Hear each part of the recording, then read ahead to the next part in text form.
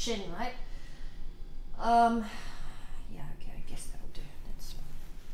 Oh, bit nervous. Don't know why, but you know I am. So that's what you're gonna get. I mean, this wasn't really my idea anyway, so you know, maybe that's why I'm nervous. But you know, Leslie insisted that you would really appreciate this. And honestly, when it was first suggested to me, I thought this is really cheesy. But you know, Leslie can be very insistent. All those playground moms are just exhausting. And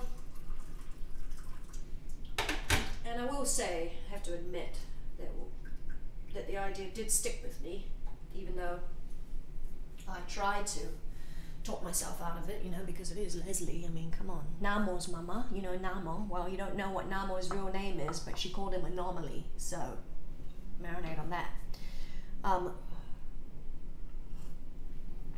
Okay, I've just gone completely off course. I haven't even started yet. Okay, so the point of this is so that I can make a record of this time,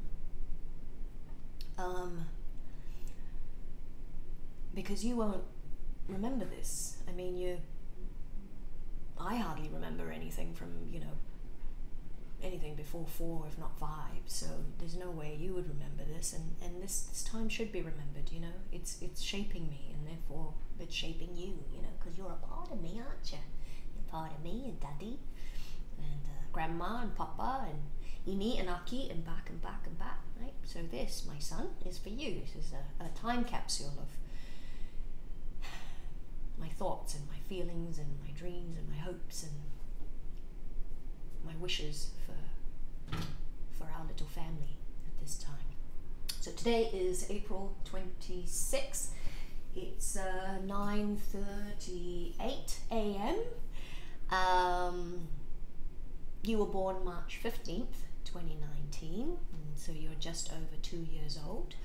You're everything to me, and your daddy. That's where you are right now. You're with your daddy in the park, and I'm in here in our apartment in Brooklyn doing this. Gosh, who knows if we'll even be here by the time you see this. But I love living here. I've loved every minute of it. I mean, you took your first steps here, you know. You said your first words here. You banged your head on that couch, you know. Like, this whole place says something about you. I've loved living here, but maybe we have to leave, you know. Maybe it's time to go, you know. Maybe it's time to go and find somewhere safer, because, you know, can't be here forever, you know. You've got to be out in the world, you know. But we've been in this apartment for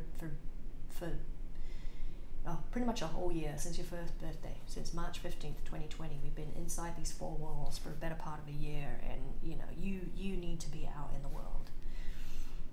You know, we've done everything we can to keep ourselves safe, and to keep you safe, and to keep ourselves healthy, so we don't get sick, so we can look after you, you know. You just cannot be shut in here forever. I have to say, when we found out that you were coming, there was no doubt in our mind. I mean, didn't skip a beat. We knew we'd be here for a year, and then we would pack up our lives in New York, and we would move to where I grew up, New Zealand. You know, you had family and community and clean air, and it would be safe, and you would have peace. But on the day you arrived, something really, really, really awful happened in New Zealand. I mean, I'm not going to go into it, you know. When you're old enough, you can look into it. But it made me realize that hate and anger and cruelty, quite frankly, things that are pretty commonplace in America, can happen everywhere. And so all of a sudden, your daddy and I were thinking the one place that we thought was going to be safe for you didn't really seem that safe after all. And then the virus hit, and then we thought, well, I mean, is any place safe, you know? So what Leslie insisted I do was to talk to you honestly about what our lives have been like during this past year. And honestly, the one thing that keeps going on and through my head is that I want you to live in a kind of utopia. You know, I want you to live how I lived when I was a kid. You know, safe.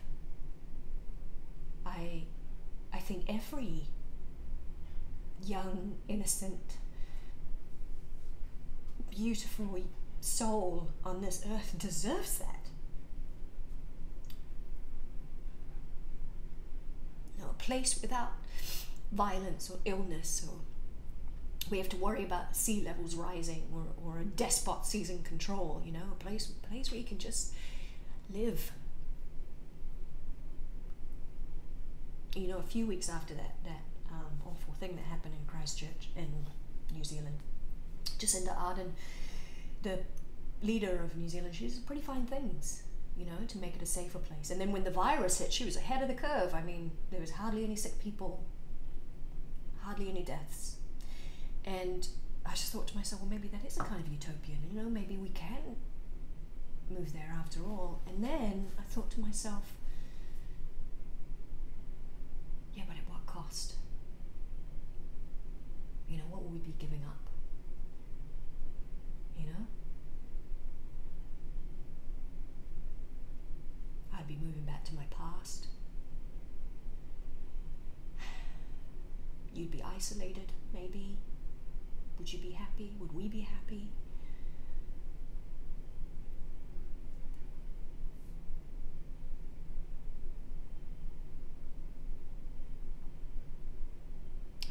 So nervous doing this now, because I just realized that when you watch this, chances are that your life might not be so much different than what it is right now, right? Maybe one crisis would have gone, maybe one's on the horizon, maybe there are things that I can't even comprehend that might happen.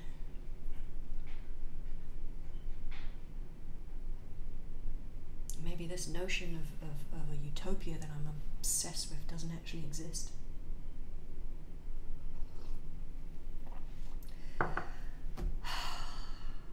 Well, that's all I have for you today. April 26, 2021, my love. I will say this though. I'm going to go outside now. I'm going to come and meet you at the park with you and your daddy. And it's a beautiful day. And the sun is shining. Mama's fully vaccinated. And daddy is well on his way. Today is a pretty good day to be alive. I love you with all my heart, buddy. You're my favorite.